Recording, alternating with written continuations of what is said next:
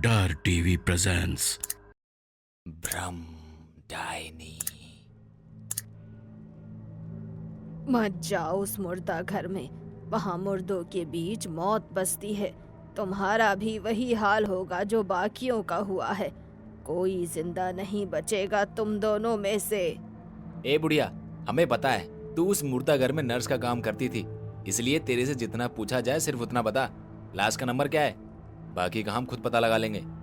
उमेश और विक्रम एक बूढ़ी औरत से जबरदस्ती पूछताछ कर रहे थे और उसे राज बताने के लिए खूब सारे पैसे भी दे रहे थे, पर बुढ़िया ने कुछ न कहने की कसम खा ली थी। इस पर उमेश ने चिढ़ते हुए कहा, हाँ ठीक है, मत बता, हम खुद ही ढूंढ लेंगे, वैसे भी हमें मुर्दा घर का पता मालूम है।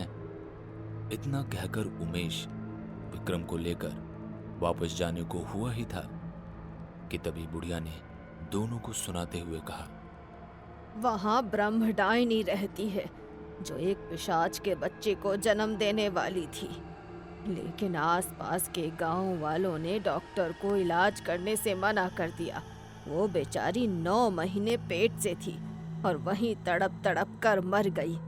उसके पेट में पिशाच का बच्चा है, वो तुम्हें नोच खाएगा।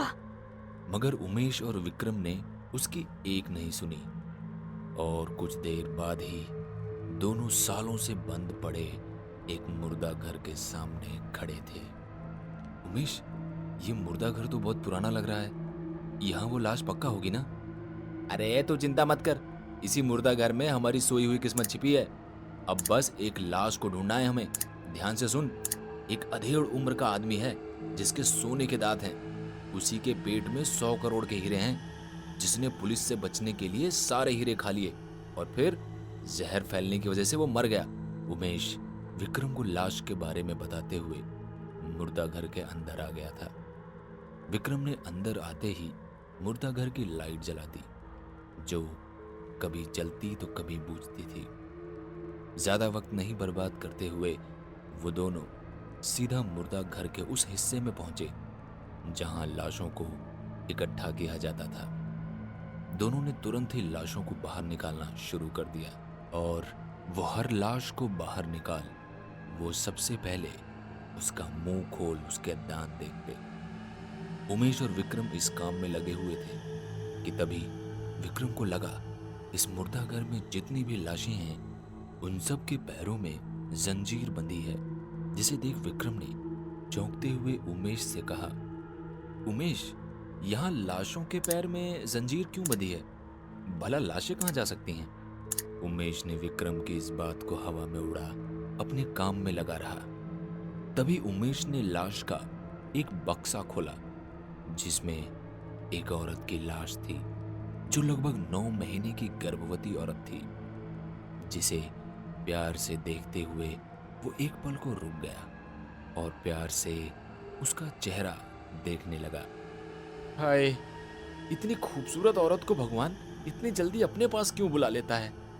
इतना कहकर उमेश ने उस लाश का चेहरा छुआ ही था कि उस औरत की आंखें खुल गई और अगले ही पल वो दर्द से चीखने लगी, जिसकी चीख से ही मुर्दा घर के सारे दरवाजे और खिड़कियां अपने आप बंद हो गए। उमेश और विक्रम भी उस औरत की चीख सुन डर के मारे कोने में खड़े हो गए थे और फिर देखते ही देखते वो औरत दर्द से तड़पते हुए बक्से से बाहर आ जमीन पर तड़पने लगी थी। उस औरत को तड़पता देख विक्रम उसकी मदद के लिए आगे बढ़ा ही था कि तभी उसने देखा कि उस औरत के पेट को फाड़ते हुए एक हाथ बाहर निकल रहा है, जो देखने में किसी पिशाच का था।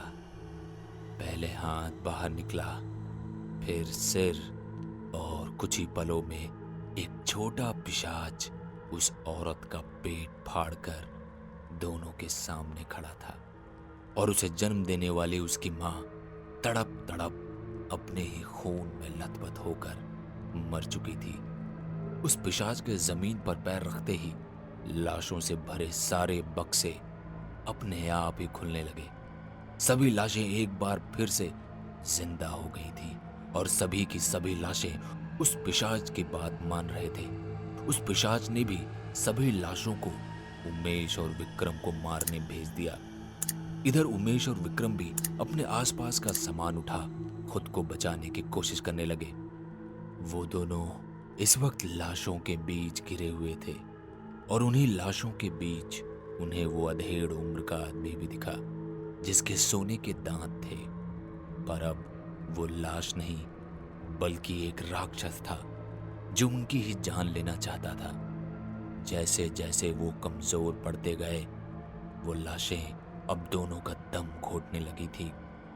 इस पर वो अभी अभी जन्मा पिशाच विक्रम और उमेश के पैर से लग उनका मांस नोच कर खा रहा था और अब उन दोनों की चीखें पूरे मुर्दा घर में गूंज रही थी। उमेश और विक्रम को पता चल गया था कि अब वो दोनों भी इस मुर्दा घर में लाश बनकर रह जाएंगे।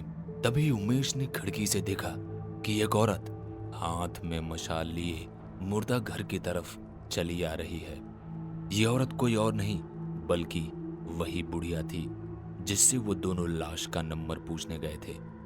बूढ़ी औरत को देख दोनों को लगा कि वो उनकी जान बचाने के लिए आई है, पर ऐसा नहीं था।